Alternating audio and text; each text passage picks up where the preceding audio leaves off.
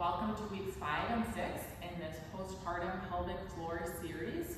Today we're going to start with some more core strengthening exercises. So I'm going to have you laying on your back, knees bent, and then you're going to have your Pilates ball resting on your leg between your leg and your hand. So you're going to have kind of your arm and leg crossed here, so your right arm to your left leg. And then what we're going to do here is we're going to take a nice deep breath in, and then as you breathe out, I want you to just press down on that ball and then press up with your leg. So with that pressing motion, you should feel those core muscles engage, almost as if you were going up to do a crunch. We're not actually doing a crunch, but we want to kind of feel that same kind of muscle activation. Good, so take your time with this, do about 5 on one side, and then you can switch to the other. 5 times, and do several sets of that. And then next, we're gonna go into that side plank that we did in the last video. But this time, when you come up, I want you to try to hold it. So try for a 10-second hold. You're not holding your breath this whole time, you're still breathing. But you should feel, again, those obliques engage. You should feel those inner thigh muscles. And then once you reach 10 seconds, come back down. So if you can do a 10-second hold and do that, alternate from one side to the other for several sets. If that 10 seconds feels pretty easy, then you can kind of bump that up, to 15, 20 seconds, and so on. So we're gonna go into some standing exercises next. So we're gonna start with a squat. So I'm gonna have you bring your feet about hip width apart. You can point your toes out a little bit if that's more comfortable for you.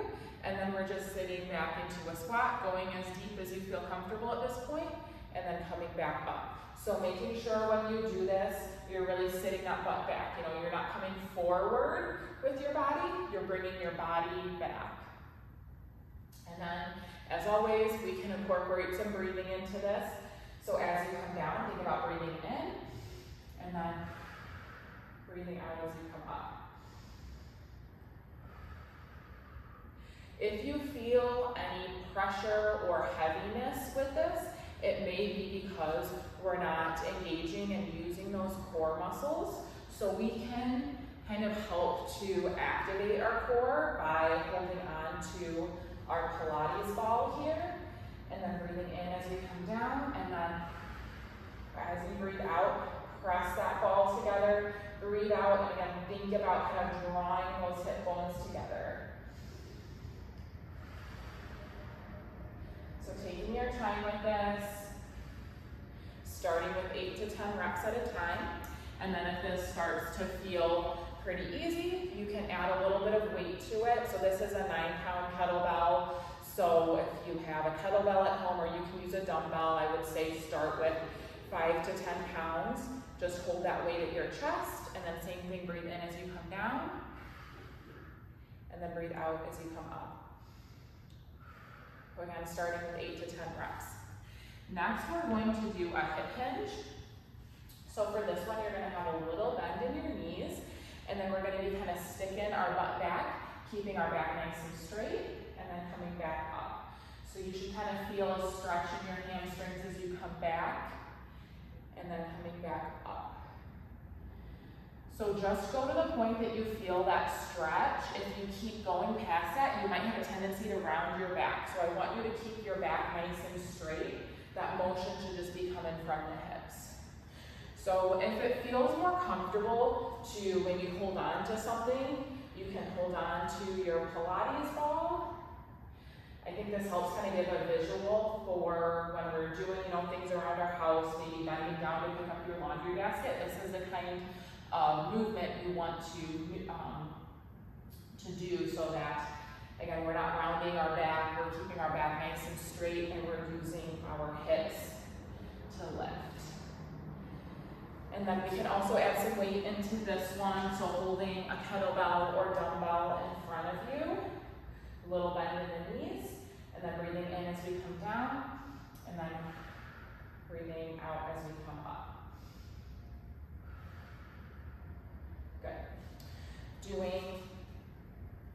10 reps of that one as well at a time. All right, so last exercise we're gonna do in weeks 5 and 6 is a Pallof press. So the only equipment you'll need for this is a band and then obviously just something to anchor it to. So right now I just have mine anchored to my treadmill.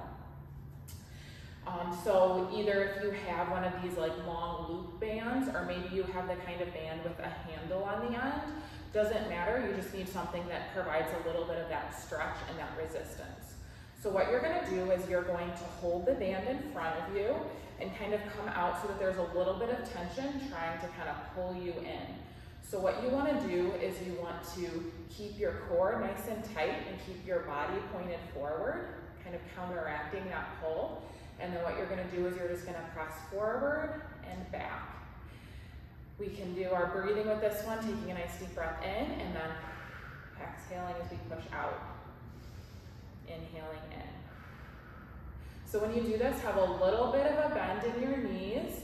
And again, keeping your body pointed forward, don't let that band pull you in. If it feels like you're really having to compensate by using your shoulders at this point, just go in a little bit so that there's a little bit less tension. Just kind of play around with whatever feels good for you. You don't want to feel like your body's twisting or you're having to compensate.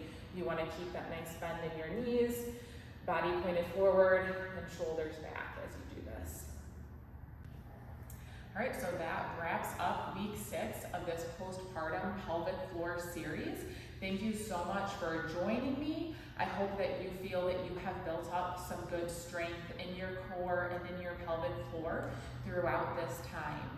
As I mentioned initially, feel free to reach out to me if you have any questions or concerns as you continue on your postpartum recovery.